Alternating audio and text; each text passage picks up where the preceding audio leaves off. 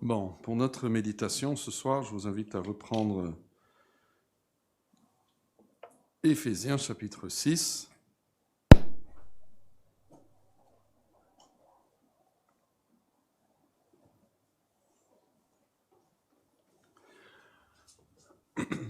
J'ai presque envie de nous diviser en groupes et de vous demander de noter les différentes armes, pièces d'armure qu'il faut prendre dans la lutte. Est-ce qu'on peut en donner quelques-uns ou quelques-unes là? Qu'est-ce qu'il faut prendre pour lutter? Ceinture, c'est bien. Casque, bouclier, cuirasse, l'épée et chaussures. Je crois qu'on a tout dit avec ça. Voilà, c'est bien. Le travail de groupe, c'est bien. Et maintenant, nous parlons de quelque chose qui n'est pas présenté comme une autre arme, mais c'est la façon dont il faut manier ces autres armes. Parce que vous savez que, prenez l'histoire, on parlait de David et Goliath tout à l'heure, c'est pas l'armure qui gagne la bataille, hein. Il faut savoir manier ces choses. Et même David a eu du mal avec ce que Saül lui a offert. Et ce qui est présenté ici, c'est que, bon, on peut avoir toutes ces choses, ou penser les avoir en tout cas, mais si verset 18 n'est pas une réalité, nous allons quand même chuter. Donc, qu'est-ce qu'il faut faire au verset 18 ? En maniant l'épée et utilisant les autres armes, il faut faire en tout temps par l'esprit toutes sortes de prières et de supplications. Il y a un sens où c'est très réconfortant. Hein, il ne faut pas faire des études, il ne faut pas avoir un diplôme pour dire « Oui, mais pour cette bataille, il faut ce type de prière. » Et puis quand vous faites... Non, là, il faut une autre sorte de prière. Non, toutes sortes de prières, tout le temps, prier. C'est ça le plus important. On apprend à prier en priant. Et Dieu écoute la prière d'un petit de 4 ans, hein, comme d'un vieillard. Et il écoute le criminel là sur la croix, sa simple prière, il a écouté, il a exaucé. Donc on ne cherche pas à peaufiner nos prières, on cherche à vraiment être sincère et prier par l'esprit ou dans l'esprit et veiller à cela avec une entière persévérance. Et prier pour tous les saints. Et puis il applique à lui-même, verset 19, prier pour moi. Et nous avons pris cette expression-là au verset 18, faites en tout temps par l'esprit. Et nous avons noté les différents moyens de traduire cette idée de par l'esprit. Il y a des traductions qui disent sous la conduite de l'esprit, ou plus littéralement simplement dans l'esprit, ou par l'esprit. La même expression est traduite ailleurs selon l'esprit. Donc je crois que c'est synonyme. Pour moi en tout cas, ça m'aide à peu voir vraiment ce qui nous est dit ici. Il y a une guerre, il y a une bataille, et nous on doit prier selon l'esprit. Et il y a un seul autre endroit dans la Bible où nous trouvons cette expression prier dans l'esprit. Et c'est où? Alors, 5 points. Oui. C'est-à-dire, par l'esprit, on le trouve plein de fois dans la Bible. Si vous par l'esprit, selon l'esprit. Marcher selon l'esprit, par exemple. Nous vivons selon l'esprit. Mais prier selon l'esprit, on le trouve 2 fois. Éphésiens 6, 18. Et plus tard dans le Nouveau Testament, presque à la fin, Jude, voilà. Jude, il n'y a pas de chapitre. Jude, verset 20. Pour vous, bien-aimés, vous édifiant vous-même sur votre très sainte foi. Comment? Il y a plusieurs choses ici, mais une de ces choses, c'est en priant par le Saint-Esprit. C'est exactement la même expression. On pourrait dire dans le Saint-Esprit, selon le Saint-Esprit, mais on s'édifie en priant. Donc ça souligne l'importance de la prière pour la croissance chrétienne. On va grandir, on va croître en priant. Dans toutes circonstances. Donc je dis aux jeunes, vous allez au collège, vous êtes là, juste même des petites prières. Essayez de penser à Dieu et de partager la journée avec lui. Et Colossiens va nous dire qu'une clé dans tout cela, c'est la gratitude, la reconnaissance. C'est en rendant grâce, en disant merci Seigneur pour ceci, merci pour cela. Donc nous avons besoin de l'aide du Saint-Esprit et nous avons souligné aussi la dernière fois que nous devons faire ça en tout temps. Voilà, chaque fois que nous prions, nous devons prier par l'Esprit. Alors qu'est-ce que cela signifie? Qu'est-ce que cela signifie? Et la dernière fois, nous avons vu que prier selon l'Esprit, si on commence vraiment à la base, c'est une question de quoi? Est-ce que vous vous souvenez? On a dit que ce n'est pas la seule chose, mais c'était la chose avec laquelle nous avons commencé. Prier par l'Esprit, on a dit d'abord, c'est une question de caractère. Voilà. Et l'Esprit est quoi? Il est le Saint-Esprit. Il est le Saint-Esprit. Donc, nous prions comme il est. Il est saint. Et nous avons vu que le fait qu'il soit appelé le Saint-Esprit n'est pas pour le distinguer du Père et du Fils. Ils sont moins saints, mais lui, il est saint. Non, c'est par rapport à son œuvre dans nos vies. Il est là pour nous sanctifier. C'est pour ça qu'il est pour nous le Saint-Esprit, celui qui nous sanctifie. Et nous avons vu, même moi j'étais surpris, tous les versets qui parlent de l'importance de prier à Dieu avec des cœurs purifiés, pas avec l'hypocrisie, pas avec des péchés non confessés, mais vraiment de prier d'une manière sainte. Tout comme nous devons prendre la table du Seigneur d'une manière digne, on doit prier d'une manière digne. Et puis, la semaine dernière, juste après avoir fait l'étude, je me suis mis à prier. Et j'ai pensé à encore un autre verset qui m'est venu à l'esprit, que je n'ai pas mentionné, donc je le mentionne ce soir. Dans 1 Timothée 2,8, où la Bible dit « Je veux donc que les hommes prient en tout lieu, en élevant des mains pures. » Pures. Voilà, ça ne veut pas dire qu'on a bien lavé les mains, ça parle de l'état de nos cœurs. Il veut que quand les hommes prient, il veut que les hommes, ici c'est spécifiquement les hommes, parce que juste après il va dire, je veux aussi que les femmes.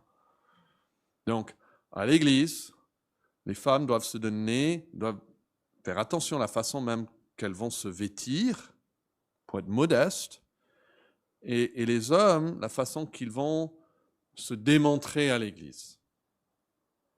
Les hommes sont facilement vanteux, et là, ils doivent élever des mains pures vers Dieu. Donc, c'est une question de caractère. Le caractère de Dieu, il est un Dieu saint.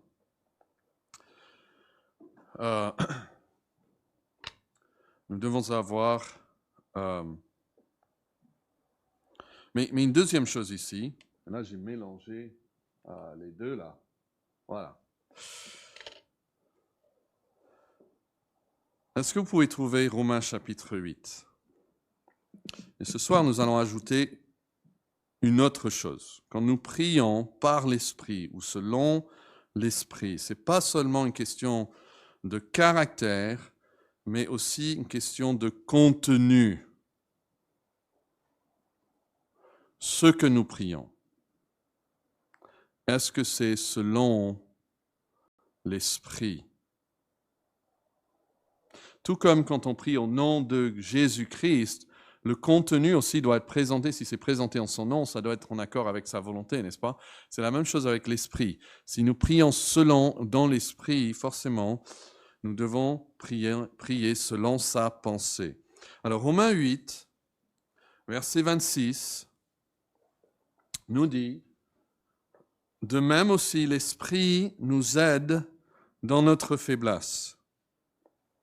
Car nous ne savons pas ce qu'il convient de demander dans nos prières. » Donc, on est dans le bon domaine, n'est-ce pas? On est dans le domaine de la prière et de l'Esprit. Mais l'Esprit lui-même intercède pour nous par des soupirs inexprimables. Et celui qui sonde les cœurs, ça c'est qui? C'est qui sonde les cœurs selon ce verset? Voilà, c'est Dieu le Père. Dieu le Père connaît la pensée de l'Esprit. Donc Dieu le Père connaît la pensée de l'Esprit. Ailleurs, en 1 Corinthiens, il va dire que l'Esprit connaît la pensée du Père. Ici, c'est le Père qui connaît la pensée de l'Esprit. Parce que c'est selon Dieu qu'il intercède. Et le « il », c'est qui là, dans ce verset? Non, pas Jésus. C'est le Saint-Esprit. Voilà, parce que regardez juste le verset avant. C'est le Saint-Esprit lui-même qui intercède. D'accord? Donc, il intercède par des soupirs inexprimables. Donc, celui qui sonde les cœurs, Dieu le Père, connaît la pensée de l'Esprit, parce que c'est selon Dieu encore l'Esprit, qu'il intercède en faveur des saints. Donc, on vit ici surtout le Père et Dieu le Saint-Esprit. Alors, nous allons revenir sur ce texte, je crois, pour considérer l'aide que le Saint-Esprit donne aux croyants.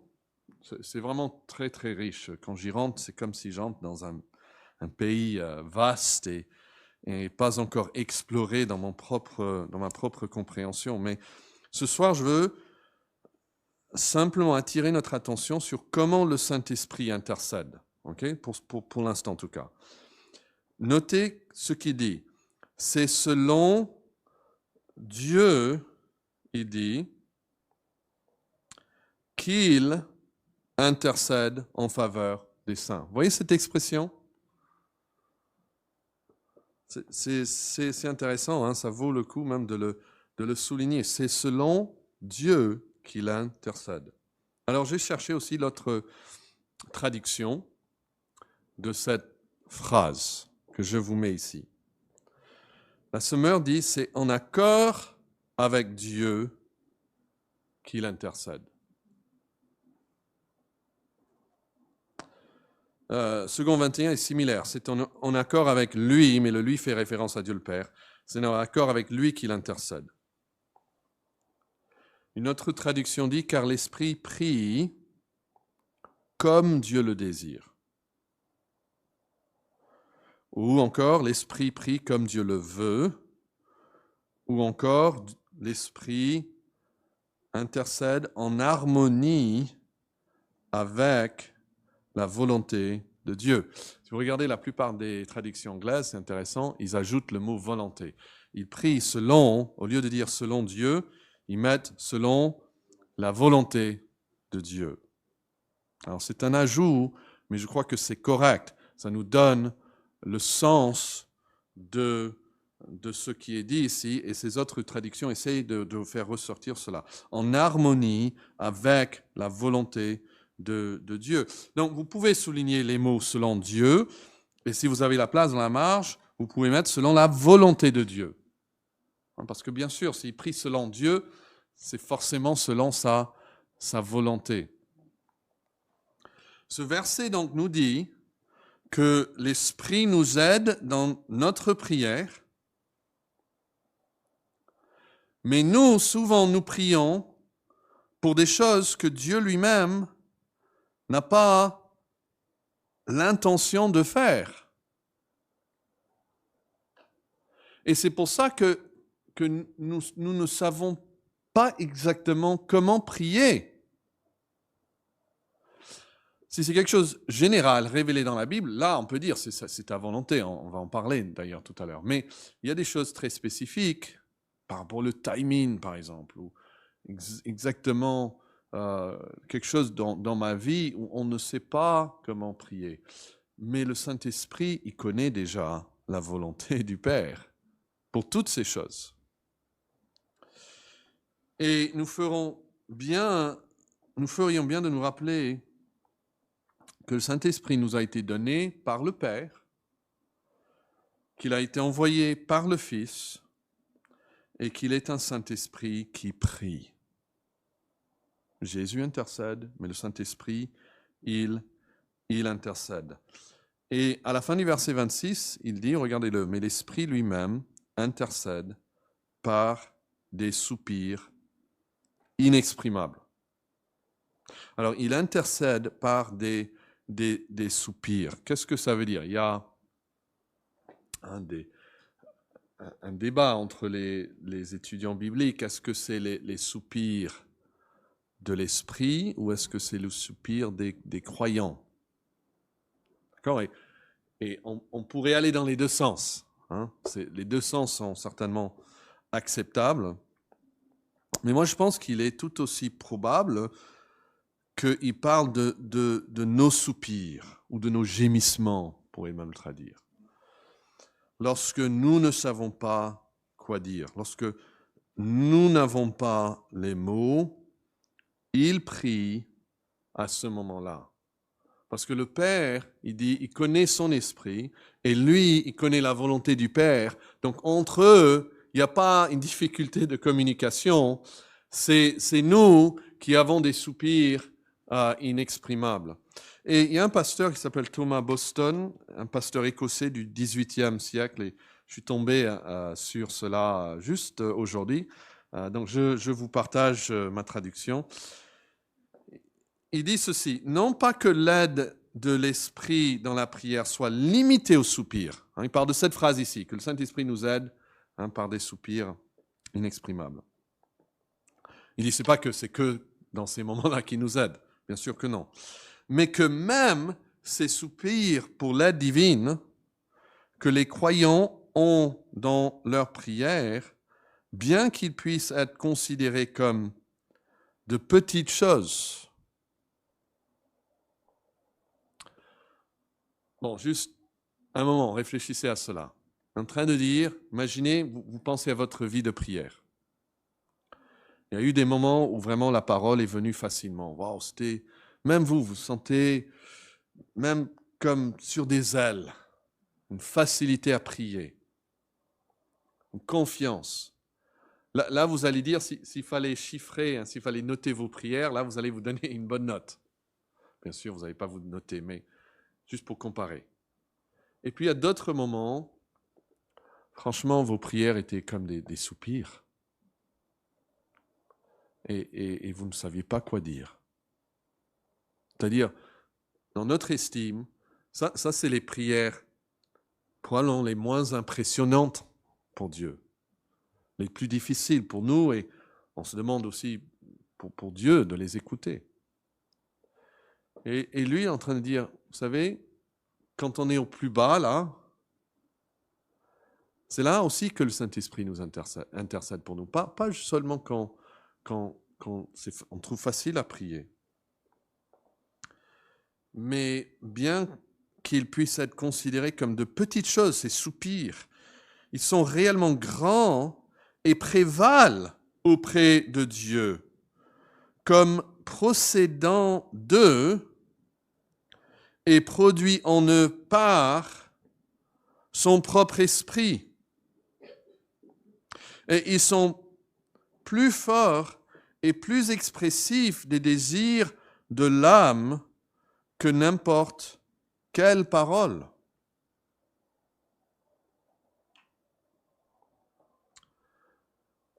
Ça aussi, je pense que ça mérite une réflexion. On peut faire une très belle prière pour la sanctification. On utilise beaucoup de textes bibliques et waouh, quelle belle prière.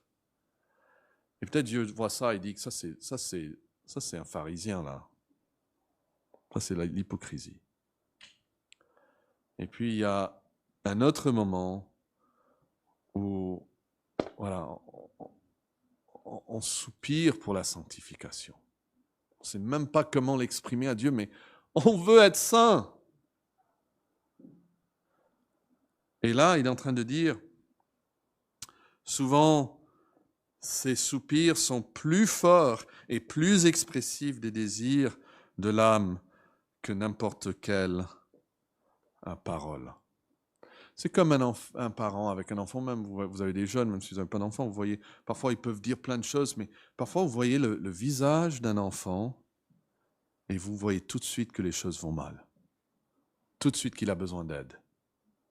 Ou tout de suite qu'il a peur même. Il n'a presque même pas besoin de lire. Vous lisez dans ses yeux. Et Dieu, il lit dans nos cœurs. Et il connaît nos soupirs quand nous voulons vraiment la sainteté ou quand on le dit tout simplement. Ce sont donc des soupirs que les mots ne peuvent exprimer. C'est une façon de traduire ce verset. Il est évident, il dit, que l'Esprit de Dieu, en lui-même, ne soupire pas. Donc, vous voyez, selon lui, les soupirs ne sont pas ceux du Saint-Esprit, mais les nôtres. Mais les soupirs, il dit, lui sont attribués. Parce que ça, c'est dans le texte aussi. Dans la mesure où il nous fait soupirer en excitant nos affections. Il faut donc entendre par son intercession le fait qu'il nous incite et nous aide à intercéder dans la prière pour nous-mêmes. C'est-à-dire, il y a peut-être même un mystère exprès de la part du Saint-Esprit qui a inspiré cette phrase même, que à la fin, on ne peut même pas distinguer si c'est la prière du chrétien ou la prière du Saint-Esprit. C'est-à-dire, ils vont ensemble. Parce que quand nous soupirons, il intercède aussi. Et ça monte envers Dieu. Je me rappelle, il y a très longtemps, un pasteur voulait nous encourager des jeunes à prier. Il disait, il ne faut pas vous inquiéter à prier une prière correcte et très bonne. Et il a dit, le Saint-Esprit, il va le régler. Avant que ça monte au ciel, il va le prendre, il va l'ajuster et il va le corriger. Et donc, nous, on prie. Mais pour reprendre cette phrase, il prie en harmonie avec la volonté de Dieu. Okay? Ou il prie comme Dieu le désire. Si on prend juste cette phrase et on se dit, qu'est-ce que c'est de prier dans l'esprit? On sait que quand l'esprit prie, il prie selon la volonté de Dieu, n'est-ce pas? Toujours selon la volonté de Dieu. Donc, si nous allons prier dans l'esprit, forcément, une prière dans l'esprit sera une prière qui est dans la volonté de Dieu. C'est pour ça que je reviens à ce que nous voulons considérer ce soir. Ce n'est pas seulement l'idée de notre caractère, on lève les mains pures, mais le contenu de notre prière est selon l'esprit. C'est selon la volonté de Dieu. On prie comme lui, il prierait. Donc, s'agissait avant de notre caractère, ici de notre contenu. C'est ainsi que notre Seigneur a prié au moment de sa plus grande faiblesse. Qu'est-ce qu'il a dit? Que ce ne soit pas mais la tienne. Il prie selon la volonté de Dieu. C'est la prière de Christ, mais c'est aussi la prière du Saint-Esprit. Ça, c'est prier selon le Saint-Esprit. Donc, voici un moyen de savoir objectivement si je prie selon le Saint-Esprit. Comment savoir si je prie selon la volonté de Dieu? Encore, Thomas, à Boston, il a dit « Notre condition humaine nous rend aptes, au lieu du pain, à demander une pierre. » Il prend la parabole de Jésus. Au lieu d'un œuf, demander un scorpion. Il dit, souvent, on ne le réalise pas, mais on demande à Dieu, donne-moi des pierres, donne-moi des scorpions. Et à prier, il dit, pour ceux qui nous feraient du mal, et à prier contre ce qui est pour notre bien. Imaginez si Dieu avait répondu à toutes nos prières. Où serions-nous aujourd'hui? Je sais que j'ai demandé des bêtises, que à l'instant je pensais que c'était sage, hein, mais en regardant en arrière, je suis reconnaissant pour des prières que Dieu n'a pas exaucées. Et c'est particulièrement vrai lorsque nous sommes dans une situation de faiblesse. Hein, c'est le contexte ici. Hein. De même aussi, l'Esprit nous aide dans notre... Voilà. On n'est pas ici, c'est pas ici l'image d'un chrétien qui est tout fort ici. Non, il est faible. Et comment est-ce que nous allons prier? Parfois, on prie, Seigneur, délivre-moi. C'est ce que notre Seigneur a fait, n'est-ce pas? Il a dit, Seigneur, Père, si c'est possible, que cette coupe soit éloignée de moi. Et il n'a pas péché en priant ça, hein, mais on reconnaît que ce n'est pas juste c'est une question d'avoir une volonté qui est parfaitement comme Dieu. Il avait une volonté sainte mais humaine et il devait soumettre même sa volonté sainte et humaine à la volonté de son Père.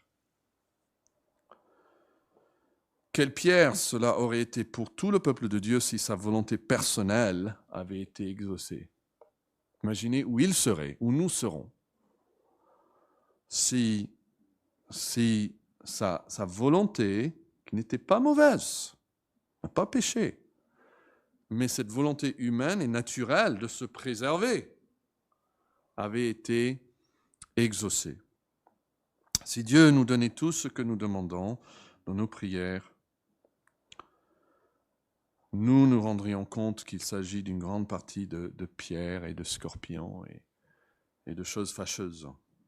Donc, nous devons nous assurer que nos demandes sont conformes à la volonté de Dieu. Alors, comment faire cela? Je pense que la réponse est claire, mais je vous donne deux choses que vous savez déjà, je suis sûr. Nous devons prier la volonté de Dieu telle qu'elle est exprimée dans la Bible. Chaque mot de ce livre a été soufflé par Dieu. Quel membre, quelle personne de la Trinité a soufflé la parole de Dieu? C'est le Saint-Esprit. Les hommes ont parlé quand ils étaient poussés. Donc forcément, prier selon l'Esprit, on sait quand lui il exprime quelque chose, on sait déjà parce qu'on a tout un livre de l'Esprit qui s'exprime et qui parle. On l'a déjà. Donc prier selon l'Esprit, c'est forcément prier selon ce qu'il a déjà soufflé. Notre Seigneur nous a dit que même pour l'Esprit, il ne parlerait pas de sa propre initiative, mais que l'Esprit de Dieu allait parler comme il entend. Il dit ça en Jean, l'évangile de Jean. C'est-à-dire que, en fait, tout ça vient du Père. Vient du Père. Comme Jésus lui-même a dit, qu'il fait la volonté du Père et ce qu'il dit, c'est pas de son propre chef, mais c'est de Dieu. Donc tout ce que nous avons dans l'Écriture, c'est la pensée de Dieu le Père, soufflée mot à mot par le Saint-Esprit. C'est comme cela que nous découvrons la pensée du Père, c'est à travers les mots du Saint-Esprit. Vous pouvez prier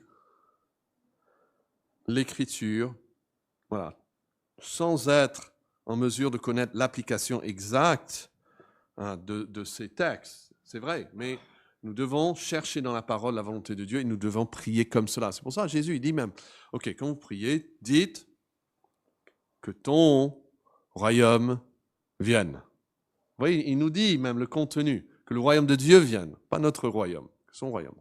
Que sa volonté soit faite. Et avant tout cela, même que son nom soit sanctifié et exalté et glorifié.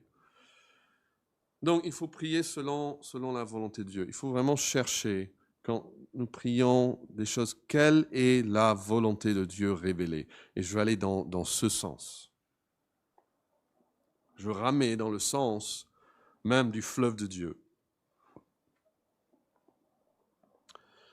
Mais en plus de cela, la Bible nous donne même des prières.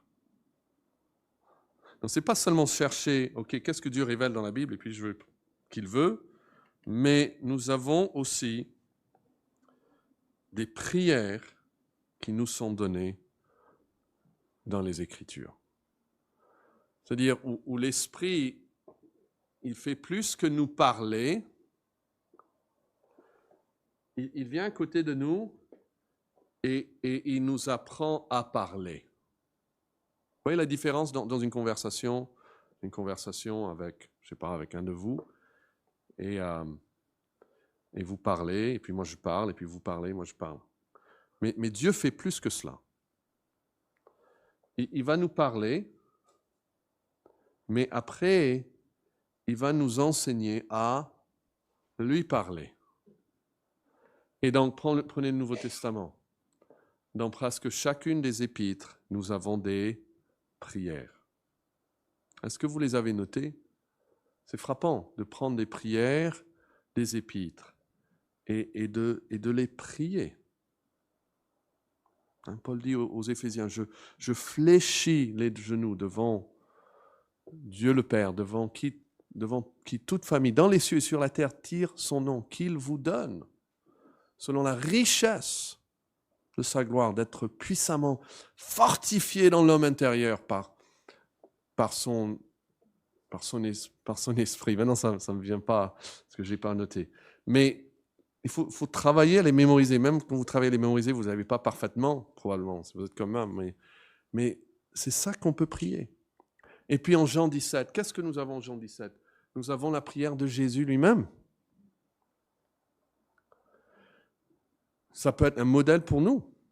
Mais en plus de cela, nous avons le plus long livre de la Bible qui est presque entièrement dédié à des prières et des louanges à Dieu. C'est frappant hein, que le plus long livre, on parle des psaumes, c'est là hein, pour donner voix à tous les sentiments, tous les soucis, tous les joies de l'homme. C'est comme si c'est important pour Dieu qu'on apprenne à prier, qu'on prie selon l'Esprit. Et donc, prier selon l'Esprit, c'est entre autres prendre un psaume et prier ce que l'Esprit a soufflé. Qu'est-ce que ça dit de Christ? Qu'est-ce que ça dit du méchant? Qu'est-ce que ça dit des saints, etc. Et il y a des choses là qui sont difficiles à prier. Il y a des imprécations que Dieu juge les méchants. Et parfois, on ne sait pas de qui il parle, mais on peut les prier quand même. J'étais frappé, je vous ai dit ça une fois, mais j'étais frappé quand une fois, je l'avais lu plein de fois, mais wow, quand il parle de Judas et après qu'il meurt. Et puis, ça, je n'ai pas dans mes notes, mais donc je ne vais pas le citer exactement, mais il dit, en fait, c'est ce qui a été prédit qu'un autre prenne sa place. Qu'est-ce qu'il dit juste avant ça? C'est en acte 2, je crois. Hein? Ouais, acte 2, mais et acte 1, qu'un autre prenne sa place. Mais il y a une phrase juste avant ça.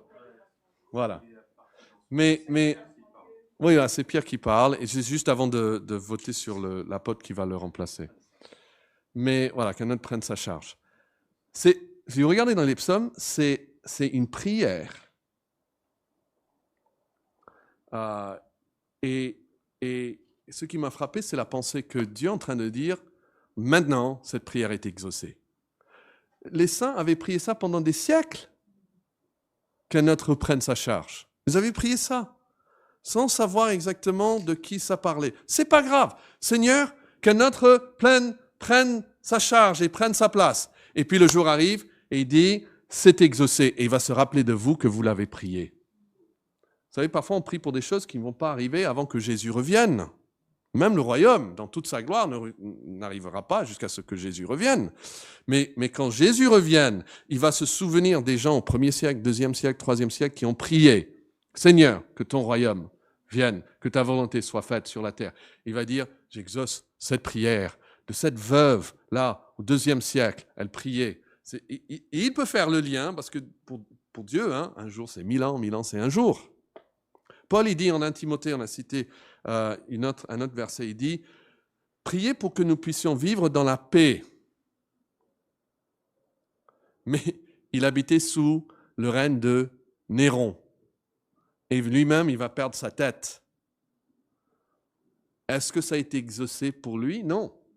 Mais au 3e siècle, il y a eu la paix finalement. Et les prières de Paul et de sa génération ont été exaucées, mais 200 ans plus tard. Donc il y a des choses où on prie, on ne sait pas trop, Seigneur, là je prie un peu dans l'ignorance, mais toi tu sais, et peut-être dans 200, 300 ans, ces choses seront exaucées, mais moi je veux faire partie quand même de ce que Dieu est en train de faire. Et c'est une partie de prier selon l'Esprit. J'espère que ça nous donne du courage à prier avec plus de foi. C'est le caractère qui compte, mais le contenu qui compte, et on n'est pas laissé à deviner le contenu. On a plein de contenu dans la Bible pour nourrir vos prières pendant des mois. Je doute que vous allez venir un jour et dire « j'ai prié tout ce qu'il y a dans la Bible, je ne sais pas quoi prier maintenant ». Non, il y aura toujours des choses encore à prier et à tirer de...